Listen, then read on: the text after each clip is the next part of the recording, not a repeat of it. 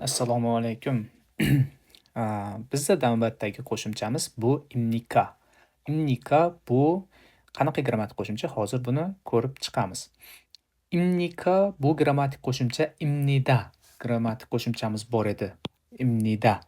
O'sha imnida grammatik qo'shimchasini savol gap shakli bo'lib, ya'ni savol shakli hisoblanib, gapda kesimga qo'shilib savol gap yasaydi. O'sha imnidani imnika savol shakli hisoblanadi. Xo'p, misollarda ko'ramiz. Birinchi misolga e'tibor qaratamiz.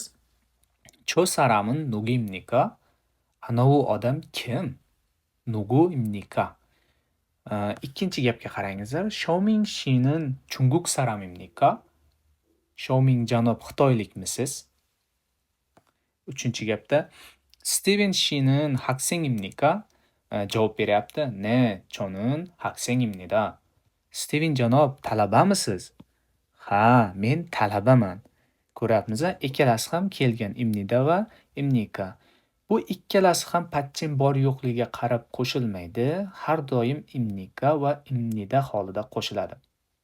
Bu grammatik qo'shimcha haqida bor ma'lumotlar shulardan iborat edi. Sog' bo'lingizlar.